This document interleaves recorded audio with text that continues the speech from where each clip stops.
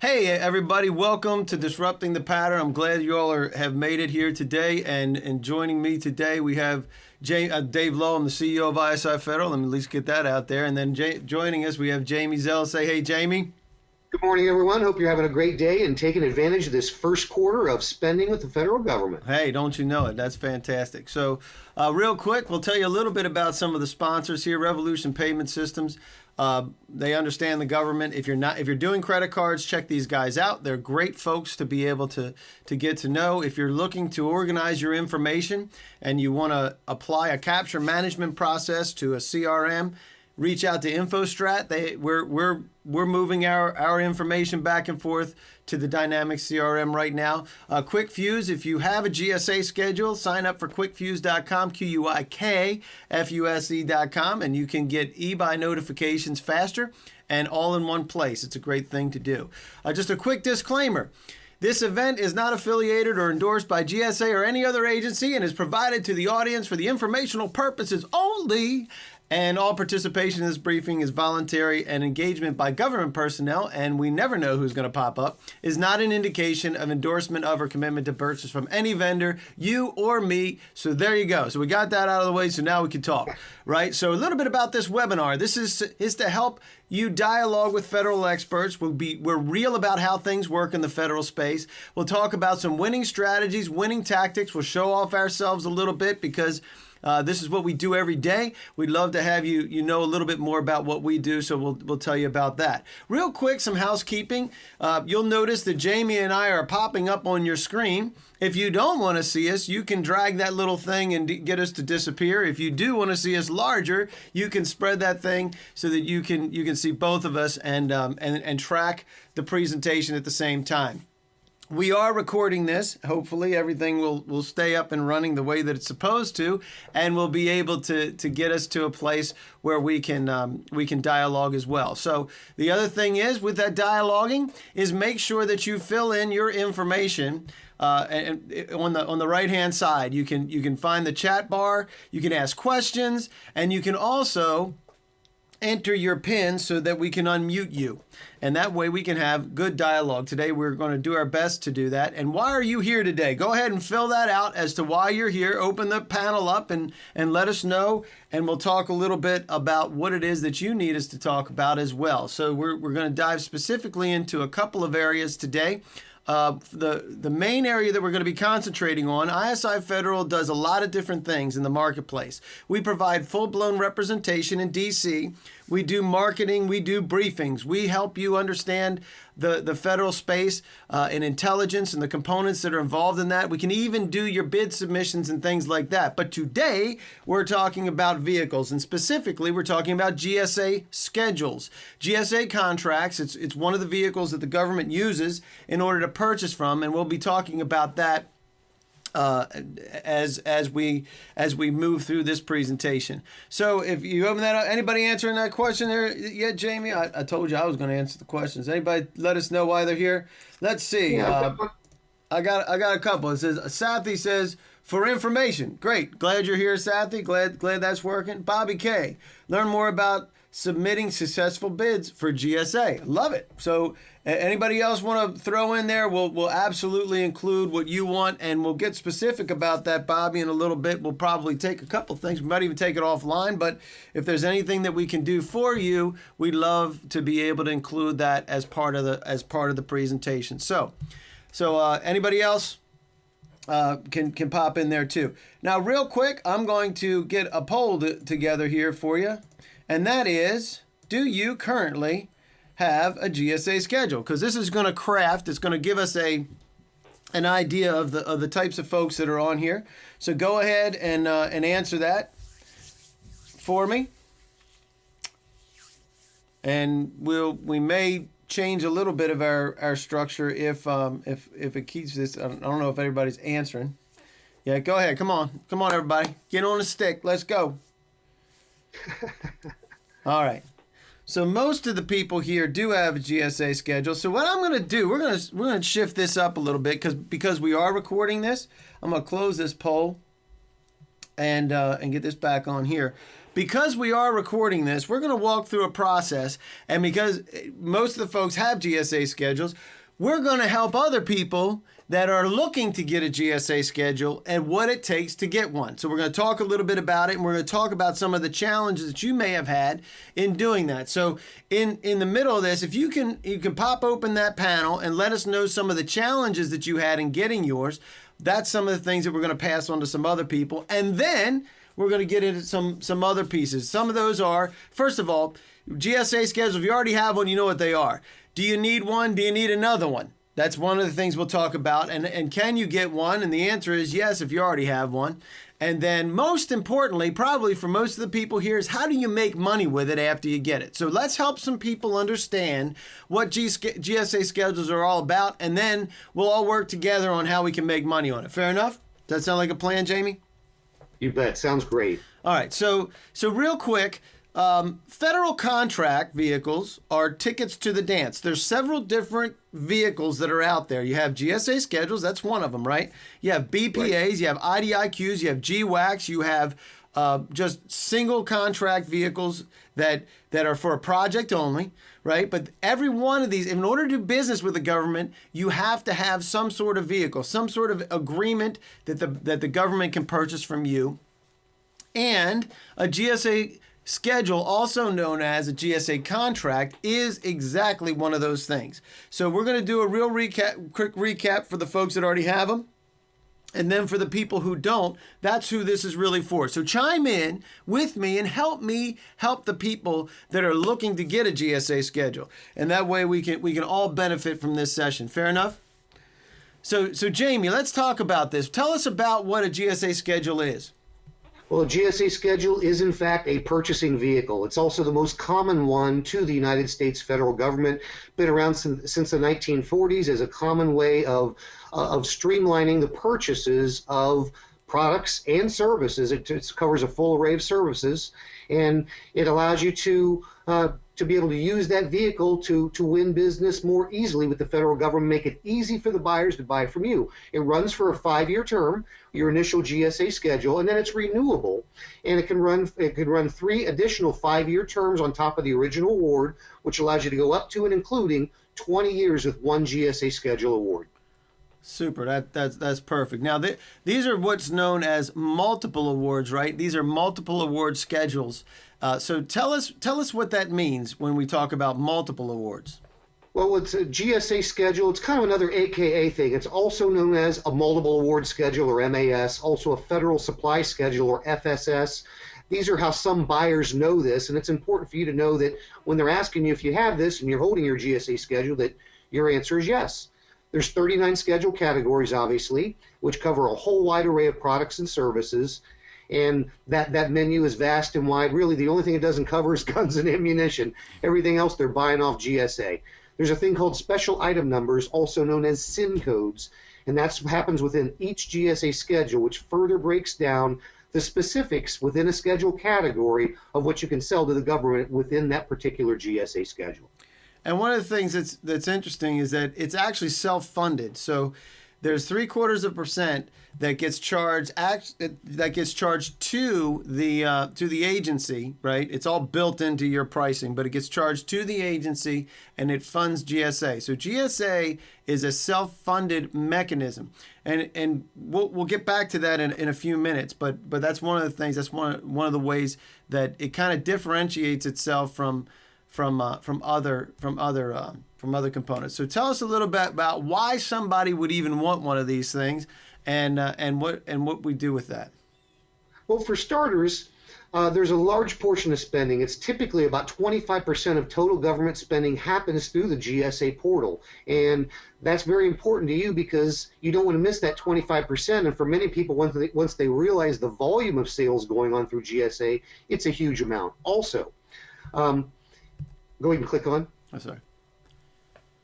GSA only purchases, and here's the specific thing. If you don't have a GSA schedule, you are missing government business because you can't work around it. There's no easy answer. There's many clients that come to us that find out about an opportunity about GSA and they want their schedule yesterday, and it doesn't happen that quickly. It takes time to get your schedule built through the system and approved.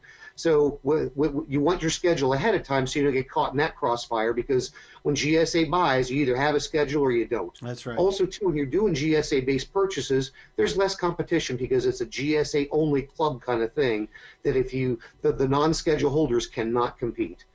There's no bid potential. Part of that is your pricing in your products and services is already established as fair and competitive, and any buyer can go straight to you and buy directly off your GSA schedule without going out to bid. There's also GSA Advantage, which is the environment which your offering is put up into once your schedule is awarded, and that is kind of like the Amazon of products and services, but it's the government's version. And again, GSA Advantage only for GSA holders. Another portal by which the government buys through is GSA eBuy.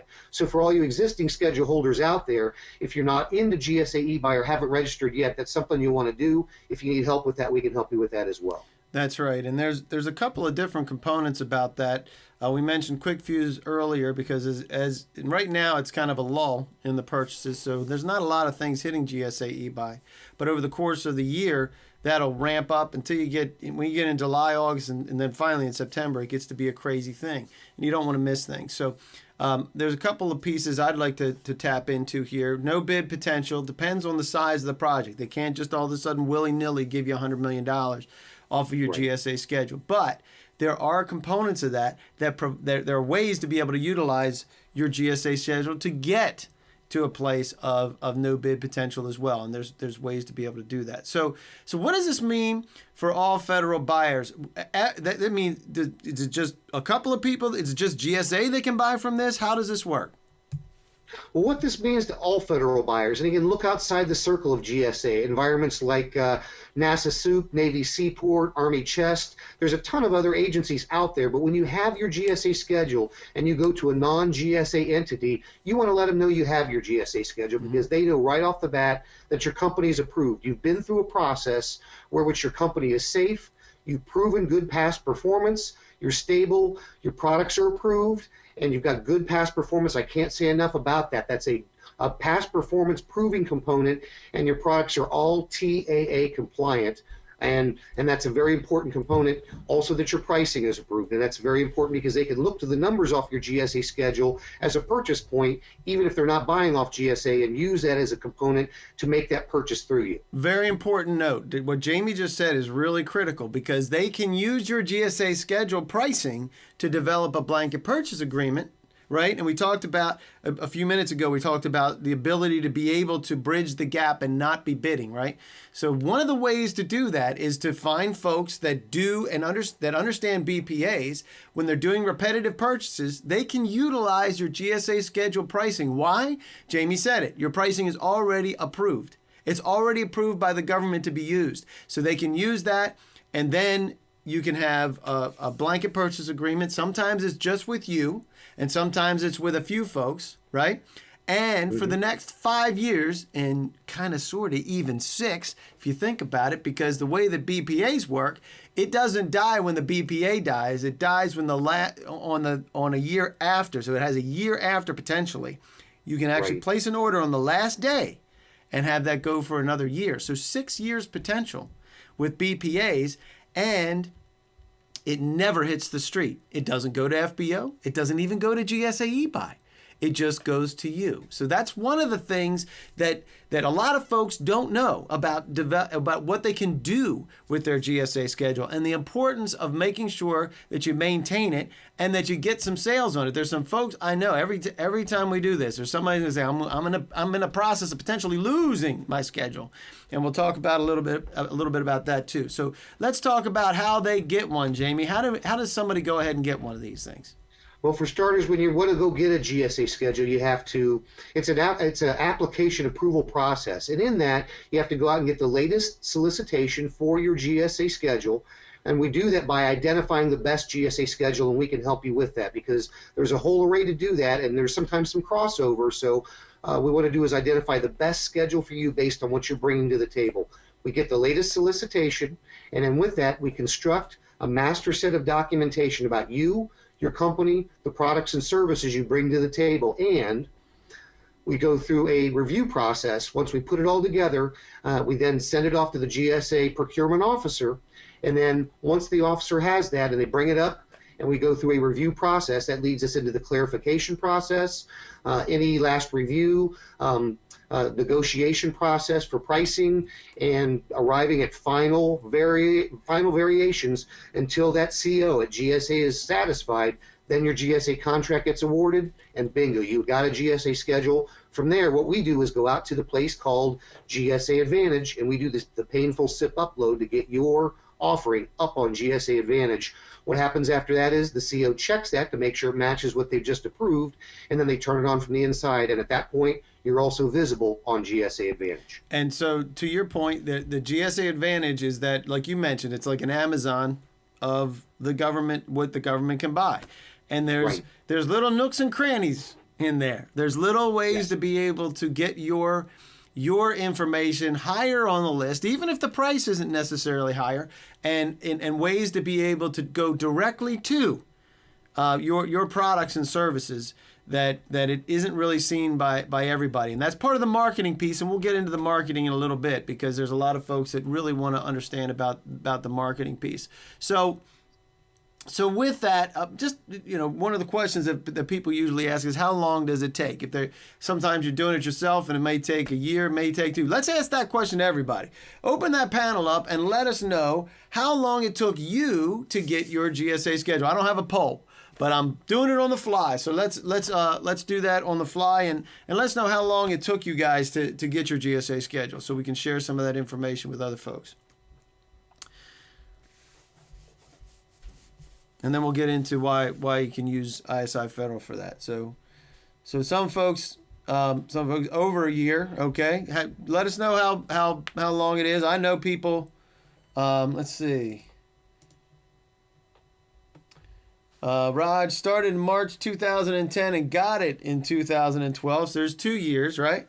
2 years. Wow. Well, a year and a half. So March 2010, October 2012, year and a half. So there's 18 months. So go ahead and let us know what you have, and we'll get into that. And this kind of leads into, interestingly enough, is to why you should consider using Isi Federal for your GSA. If you need one, if you need another one. We do GSA schedules 9 times out of 10. The folks that we do GSA schedules for already have one. Why? Because they already did it once and they don't like it. It's like getting a root canal, right? Nobody really likes to get a root canal, but you love the fact that your tooth doesn't hurt anymore, right? Right. So with that, Jamie, tell us. We'll talk a little bit about why use Isi Federal to do this. So Raj just said 12 days. She said 18 months. Let's see who else is in here. We had 2.5. Oh, it's 2.5 years. I'm sorry, Raj. I can't do my math. And then need to add professional services schedule to your 03 fact. Gotcha. So to your point, it can take 12 to 18 months, sometimes a lot longer if you're doing it yourself. So that's one thing. And then the other is tell us about the game itself, Jamie. Well, and that's one of the reasons why it takes people so long when they try and undergo this journey on their own, because they don't know the process. We know the process. We know it backwards and forwards. Also, too, we have relationships with the procurement officers, and good relationships. And that always helps when we're coming to the table presenting a master set of documentation on behalf of one of our clients. Part of this is, in knowing the game, is we protect your margins, because a lot of people stepping in the negotiation cycle are not familiar with this, and they cut it to the bone right off the bat to try and appease the CO at GSA, and then they're sitting there working on an incredibly thin margin and not happy with the sales they're getting because they're not profitable. And I'm going to bounce right into this because absolutely positively this is why are you in business? You're in business to make money. Why? And what happens is they get you to believe that you need to do your pricing a certain way when in actuality, if I told you that I've negotiated, me personally, and I don't do this all the time, but I do get involved in in protecting the margins part, right, Jamie? I get involved in that because I want to make sure that we're not giving away the farm. And the fact of the matter is we have had and continue to supply program managers and project managers at $250, $300. One of the project managers that we got approved was $535 an hour. So that is profitable business, right? And so it gives you room to move, because one of the rules is you can always discount off your GSA pricing, right? But what can't you do, Jamie? You can't just raise it on the fly. You can't also, raise it on the fly. Yeah, and if you've protected some margin there, it allows you another really important thing to do, and that is to create specials. And you can do specials all the time. This is great in commodities, where you're having, hey, this month only, this series of toner cartridges, or this series of electric motors or AC units, we got a special going on, and you fire that out and reach out to the procurement officers, let them know you got a special going on as a prompter to have them buy from you and actually move and take advantage of some of their budget. And that there's only one way that you can do that, and that's if you got your pricing right to begin with. And we see it all the time. So, and there are adjustments that you can make, and there's ways to be able to correct that, and we can certainly help with that. But that's one of the things that you want to do in that. Another thing, Jamie, is that we guarantee the award. What do you mean we guarantee a GSA schedule award?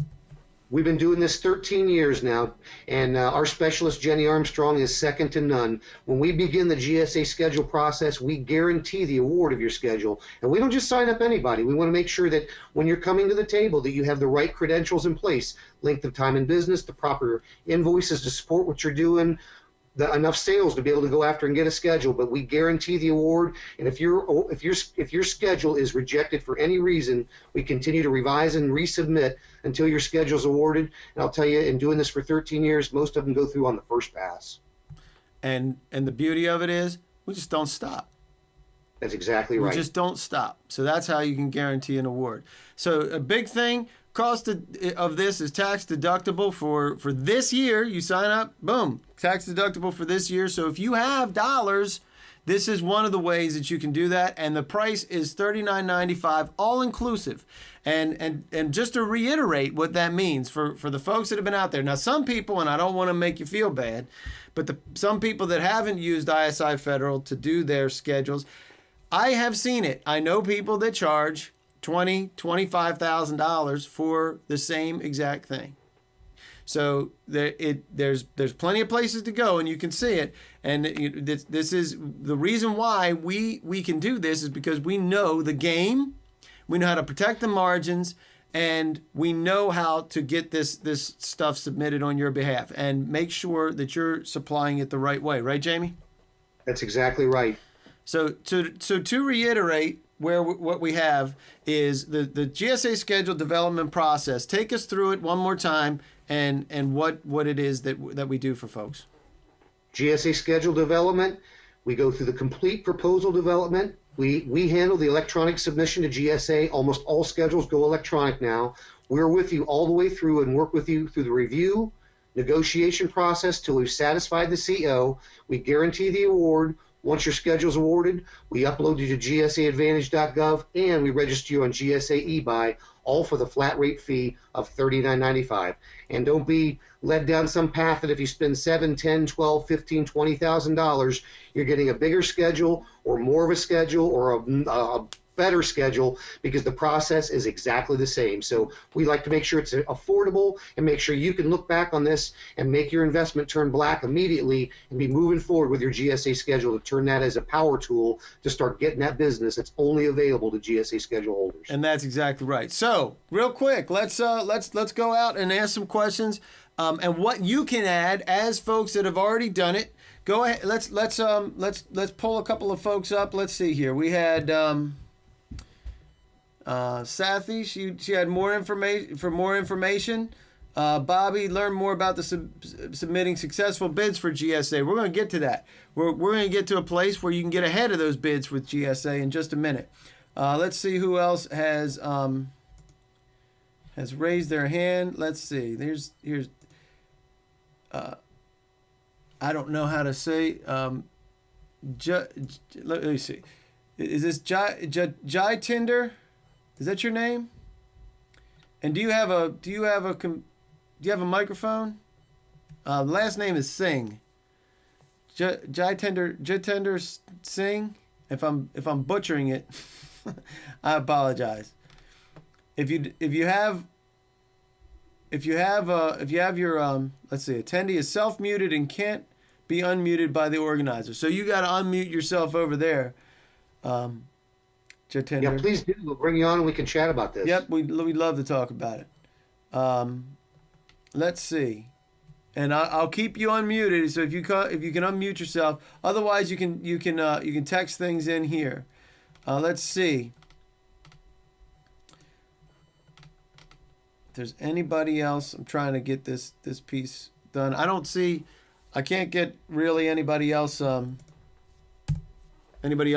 here. So, but let me know if anybody else wants to talk about specific things. Now we're going to get into how do you make money with your GSA schedule. And one of the things that Bobby brought up was to learn more about submitting successful bids for GSA. And now, Bobby, I'm going to unmute you. Let me see if I can find you here. Hopefully you're still here. Bobby, let's see. Hey, whoop. Totally disappeared. What did I can't get Bobby up either. So maybe there's a problem here. Bobby, what is it that you're submitting for? What is it that your company does? There she is. Hey, Bobby, you there? Yes. Hey, Bobby. So tell us, what's your company, first of all? It's CMW and Associates. CMW and Associates. What do you do? What does CMW Associates do? We provide professional services. Like what? Mainly back office administrative support. All right. So staffing? Yes. All right. So are you submitting to GSA or do you already have a GSA schedule? I believe our company is on a GSA schedule, yes. Okay. So you're looking to submit to what agencies? Is it just GSA that you want to do business with, or are there other agencies? No, our company's interested in exploring other agencies. We work with other federal agencies right now. Okay. So the question, including GSA. So if you're talking about submitting successful bids, what's the issue with submitting successful bids in your mind right now? What's in the way? I think that's kind of a loaded question. I think there's probably a lot of different things that impact sometimes our ability to submit a successful bid. I think understanding truly what the organization is looking for. Okay. Having a better understanding of what the competition is willing to, what their rep rate is. Right. So understanding what your competitors are doing. Are you usually responding to something on FBO or eBuy, or are you reaching these people before Yes. it comes out? Okay. We tried it both ways, but recently it's been more on eBuy and FBO. Right. So and one of the things we'll talk about is being able to get to the folks utilizing your contract information, your GSA contract information, so that you can get ahead of that. So we'll jump into that. I appreciate it very much. Thank you for that dialogue. If you have anything else, just raise your hand and I'll make sure we'll get back on it. But I appreciate that, Bobby, and appreciate learning about CMW and I'll be. Are you going to the NVSBE show up in Pittsburgh? I don't believe so. Okay. That's next week. So if you want to do business with the VA, I'll be up speaking there. But thank you very much for that. And let's see who else we have. This is Sathi. Want to know about your marketing services for GSA? We'll talk about that in just a minute. More specifically, want to know how to find teaming partners. Well, we can talk about that as well. We'll definitely get to that. All right. So, and this kind of leads me into our next piece, which is how do we make money with the GSA? And it gets down to really the foundation of sales. We're going to be talking about some of the fundamental pieces and then get into this. So it's doing the right things the right way with the right people at the right time. Now, Jamie already mentioned some of the things. We're kind of in the first quarter, and they're spending money right now, right, Jamie? They're already starting to spend money. And guess what? They are also they've also passed the budget so that we're rolling through 2016. We're not operating on continuing resolution. We have a budget in place. So now we'll start talking about the right people, because I want to twist your brains a little bit to talking about why it's important to know who the right people are, what they do, how they make their decisions, and what they need from you in order to make a decision to buy from you. Fair enough? So we'll talk about that. There's three primary players in small business procurement. And I call these decision clusters. And these clusters get together. There's program managers or project managers, there's technical representatives, and then there's contracting officers that get together for a project that's good for you. Very important to know. Each one of these folks have different reasons for making their decisions. They have different roles, they have different needs, different buying motives, and if you understand what they are, and it was interesting because Bobby kind of said it's a loaded question, because guess what? There's so many different moving parts here, right? There's so many different pieces that happen within a procurement. So we're going to be talking about that. And we're talking about how you can get to their buying motives. So, Bobby said something about understanding the competition, and also understanding the agencies and what they're looking for, right? There's two pieces there. And they're both together. And we'll talk about how you can figure that out too. So real quick, your project manager or program managers, these are guys who are on the program side of the house, and they're responsible for handling the initiatives that are being driven down by the organization. Could be mission critical things, could be things that to help the agency function better. It could be operational things to help them operate at a better cost savings or more efficiently. They could be politically motivated and driving down, like for instance, healthcare and things like that. They do look for new ideas and new technology. They're not bleeding edge in most instances. The most important thing to know is that these folks are influenceable. That means that you can influence the scope of work and the requirements and the capabilities of the companies that they should be looking for. I'm going to say it again. They are influenceable from the side of the scope, the requirements, and the companies that they should be looking for. They're doing this already. And one of the things I'm going to be talking about up in Pittsburgh next week with the NVSBE, I was invited to speak up there, and we'll be talking about getting ahead of the RFP and injecting our information into the scope of work. Because guess what? That's what happens all the time. Where do you think they get the information to put into the scope? It comes from industry, comes from you, comes from me. And if we're not doing it, then where's it coming from? Where's it coming from, Jamie, if we're not doing it? Somebody else is making that influence. Somebody else is driving what the scope is that ends up being the bid that many people blindly chase. That's right. And guess what? That's your competition. So the important thing is us getting involved in supplying that information to them. So their job is to get the job done right? Our job is to tie in with the initiatives and help them look good. One's a professional piece, right? The other's personal. So if we tie in with the initiatives and we help them look good to their bosses, right? Or publicly, even better, then we win. We win when we do that. So the next part is the technical representative. Now, sometimes the PM can be the technical representative, and sometimes neither of these folks are there in commoditized purchases because they just want to buy something. But let's talk about these folks. These people are busy. They usually report to the project manager. They're lower in the food chain, and their job is to bridge the gap between the program and the contracting side, between program and procurement. So they assist in assembling the document requirements, all the standards that are involved, looking at similar purchases that other agencies have done or maybe they've done in the past, some of the certifications that they want to include, and assisting in the mandatory requirements. So let's talk about this for a second.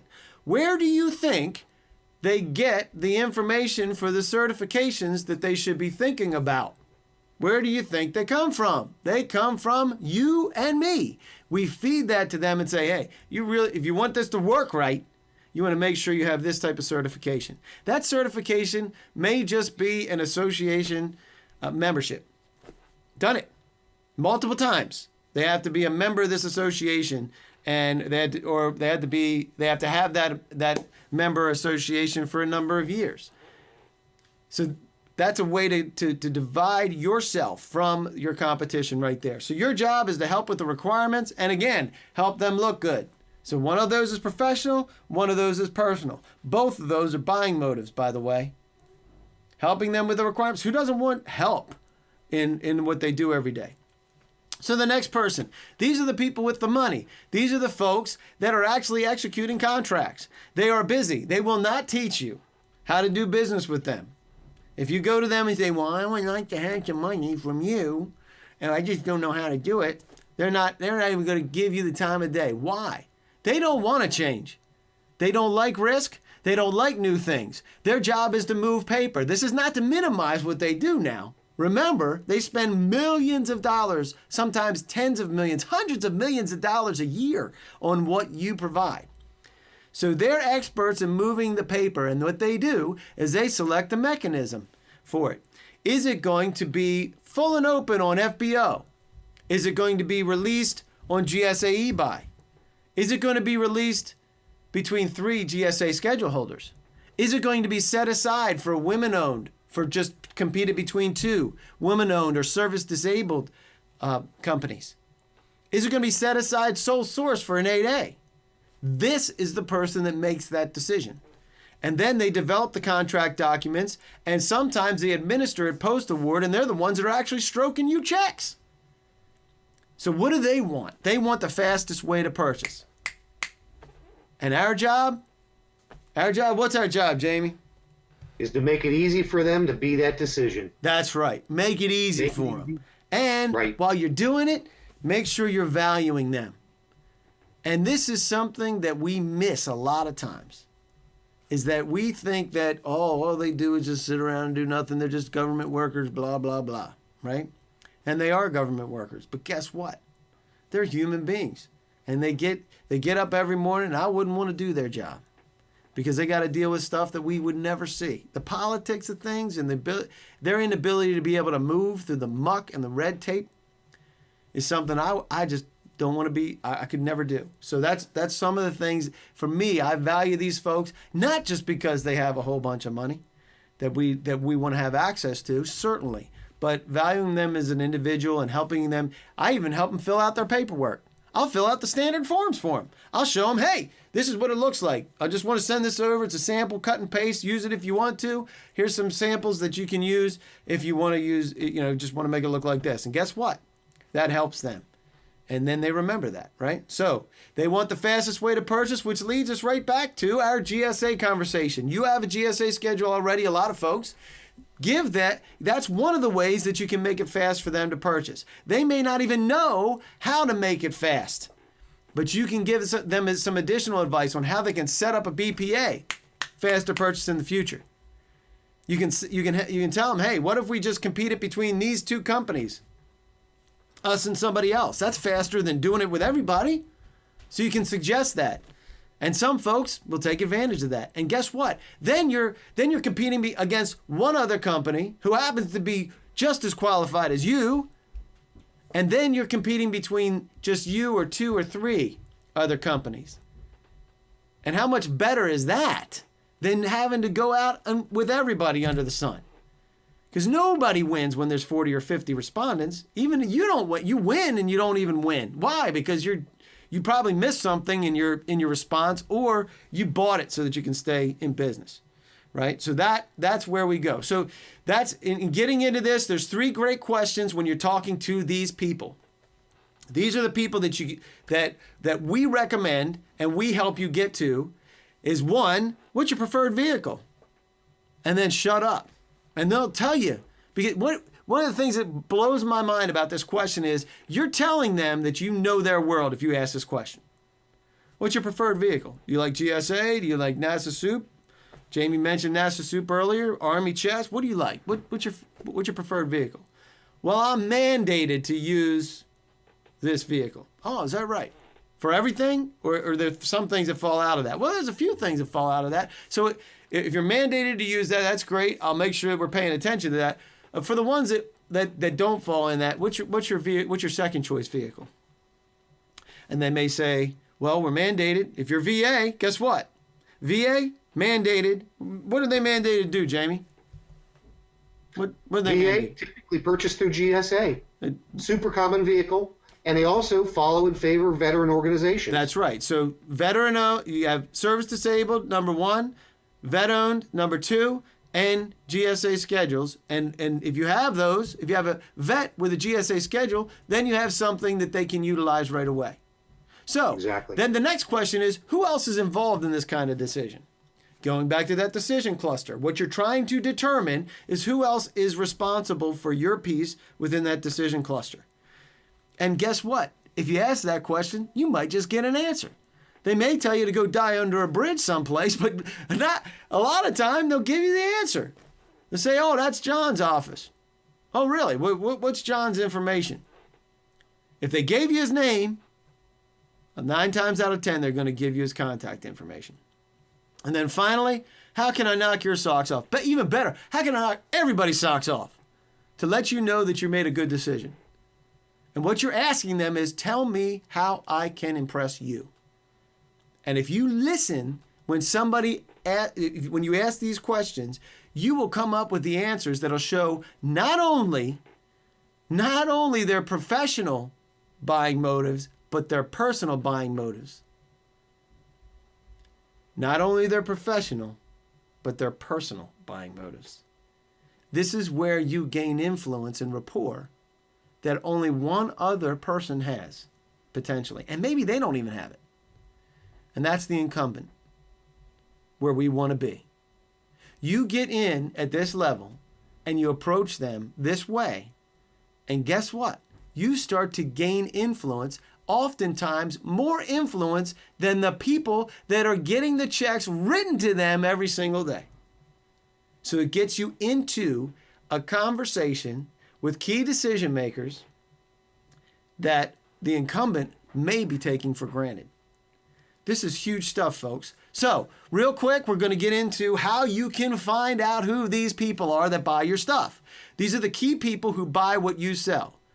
And Bobby mentioned it. Look at your competition. Let's talk about what your competition is doing. Let's talk about who's buying from your competition. Why? That way we can go bash them over the head and start stealing some of those business. It'll reveal under the radar contracts that are going to your competition. It'll give you a breakdown of agency spending so that you can target effectively. And people ask me all the time, well, where are you in the agencies? I don't care about the agencies. There's only one thing I care about, and that is, where is the money? Show me the money. Show me the money. And then you can also talk about primes and their contacts because, and somebody else mentioned about, who was that? Safi was asking the question about, how do I get to a teaming agreement with the primes, right? Well, what better way to get to the primes than going to the people that are stroking them money and building a relationship with people that have that money and are spending it with the primes. Now you have a reason why they should talk to you.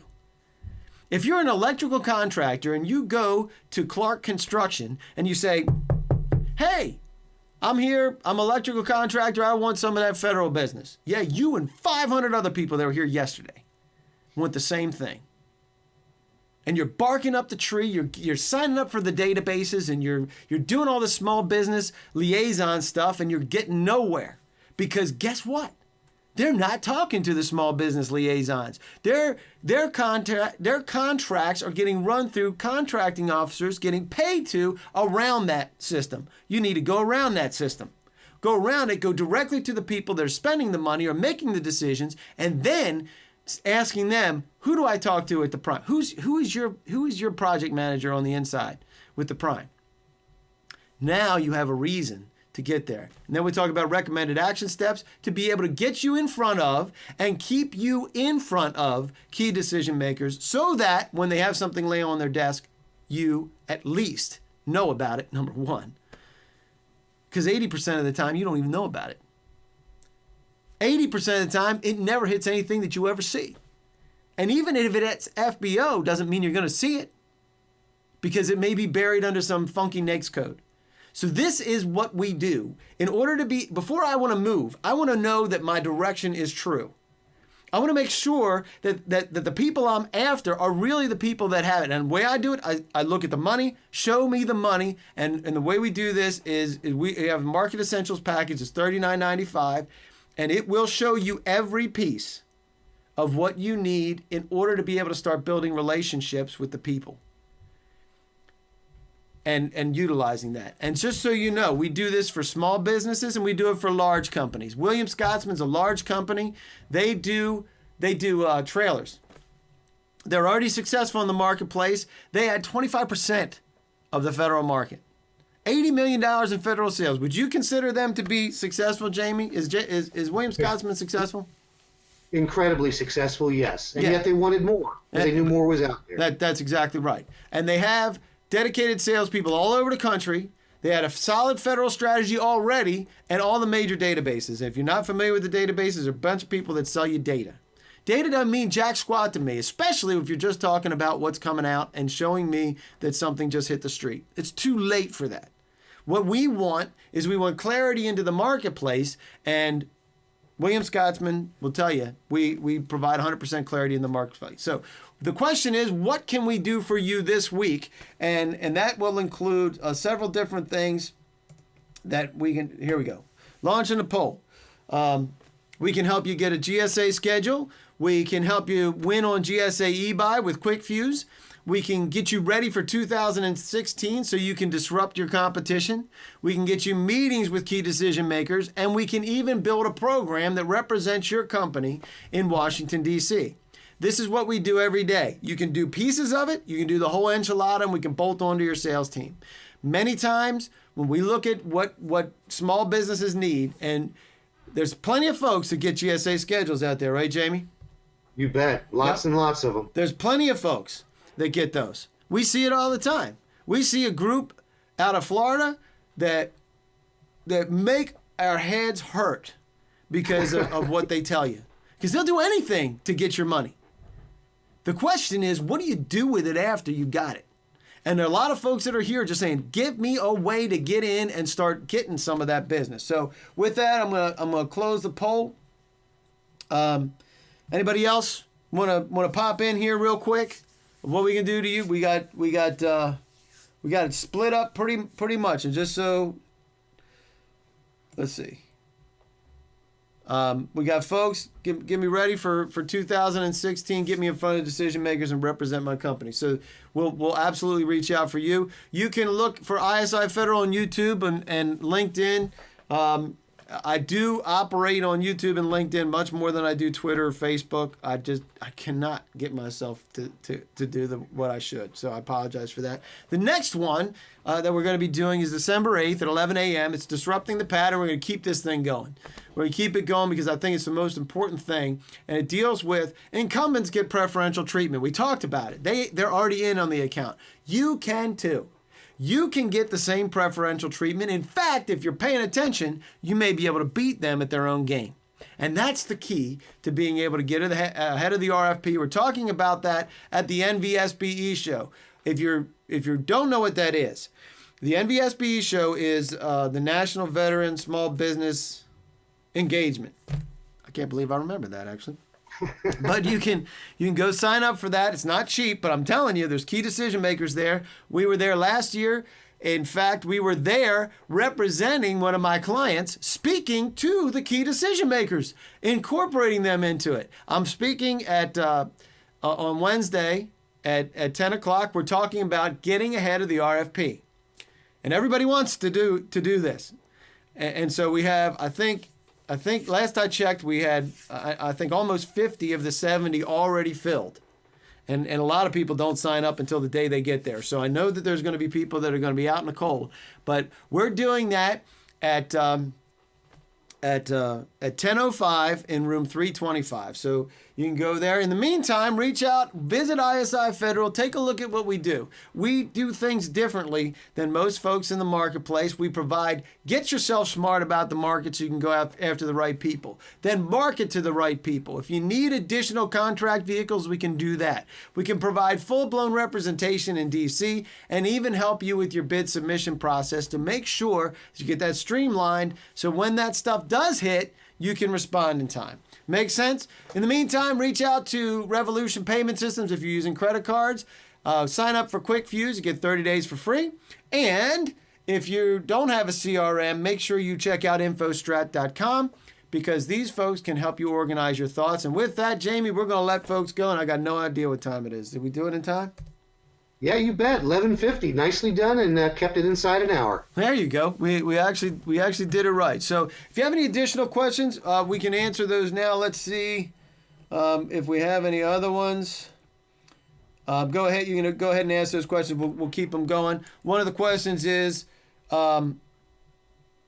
this going to be made available later? Yes, we actually recorded it, and I do believe it actually worked this time. So we're going to fly this on YouTube so you can see that. We can make that available to you as well. And then secondarily are there additional things that we can do in developing BPAs and other contract vehicles? And the answer is yes, we can. We can absolutely do that. In fact, you know, whether you have a GSA schedule or not, we can talk about that. So we'll reach out to you for that. Let's see if there's anything else here. Can I pay in installments? Let's talk about that, Southie, and we'll figure out a way to make it work for you.